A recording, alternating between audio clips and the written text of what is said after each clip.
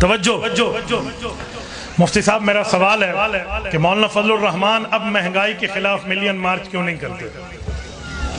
اچھا سوال کیا آپ نے، یہ عوام کے ذہن میں آج کل سوال ہے، میں اس کا جواب دینے لگا ہوں۔ توجہ، حضرت مولانا فضل الرحمان دامت برکاتہم العالیہ نے جس وقت ملین مارچ مہنگائی کے خلاف کیا تھا، آپ کو وہ وقت یاد ہے؟ وہ وقت تھا جب یہودی ایجنٹ معاہدہ کر رہا تھا عمران خان IMF سے کہ ہم آپ سے 25,000 ارب روپیہ قرضہ لیں گے، اس کے بدلے میں مہنگائی کرتے ہو کر لو لیکن ہمیں قرضہ دے دو۔ مولانا نے ملین مارچ کیا تھا اور لوگوں کو بتایا تھا، لوگوں 72 سالوں میں پاکستان نے 27,000 ارب روپیہ قرضہ لیا ہے اور یہ اکیلا 3 سالوں میں 25,000 ارب روپیہ قرضہ لے رہا ہے، اس کو نہ لینے دو، غریب چکی میں پس جائے گا، مہنگائی کا طوفان آئے گا، آؤ ہمارے ساتھ چلو۔ اس وقت یہی یوتھیے تھے، یہ سارے کہتے تھے 1000 روپے لیٹر پیٹرول تھی ونجے اسا خان دے نال ہیں۔ مولانا نے ملین مارچ کیا، 14 دن وہاں بیٹھے، لیکن مولانا کی بات نہیں مانی گئی، مولانا واپس آ گئے، اس نے معاہدہ کر لیا اب جب تک 25,000 ارب روپیہ قرضہ نہیں اترے گا یہ سارے اس بات کے اندر اس عذاب کے مہنگائی میں مبتلا رہا۔ اب مانتے نا بات اس وقت اس مرد کلندر کی؟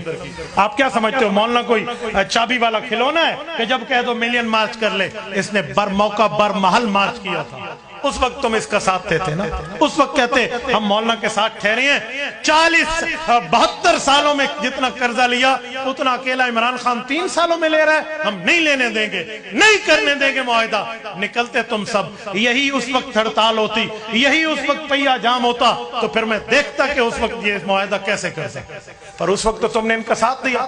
اب میں حیران ہوں سراج لالا سے بھی، ہمارے لالا جان تو ہی گیا تھا جب 64 روپے پیٹرول لیٹر تھا، تو گیا تھا اس وقت سپریم کورٹ اور تو نے جا کر وقت کے وزیر اعظم کو نااہل کرانے کے لیے ریپ پٹیشن دائر کی تھی۔ اب تم کہتے ہو تیرے کہنے پہ لوگ ہڑتال کریں، تیرے کہنے پہ لوگ مہنگائی کے لیے نکلیں۔ 64 روپے پیٹرول لیٹر تھا نواز دور میں، تمہیں کون سا شوق پڑا تھا کہ تم نے اس کو نااہل کروایا تھا؟ 51,000 روپے 16 تولہ تھا، اس وقت تم کیوں اس کے خلاف نکلے تھے؟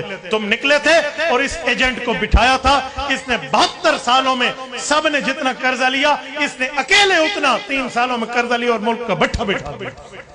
تبھی تو مولانا کہتے تھے یہ غیر کا ایجنٹ ہے اور باہر سے آ کر یہ مسلمانوں کو معیشت کے عذاب میں مبتلا کرے گا، پر سارے کہتے تھے نہیں اسا تا سب ایمان تے یقین نالی نال کھڑوتے ہیں، میرا پتر اور کھڑو وہ ہاں کچھ غلطیوں کی معافیاں نہیں ہوتی، اجتماعی غلطیوں کے کفارے ہوا کرتے ہیں اور پوری قوم اس مذہب میں مبتلا ہے۔ دعا فرمائے اللہ ہمیں اس عذاب سے نکالے۔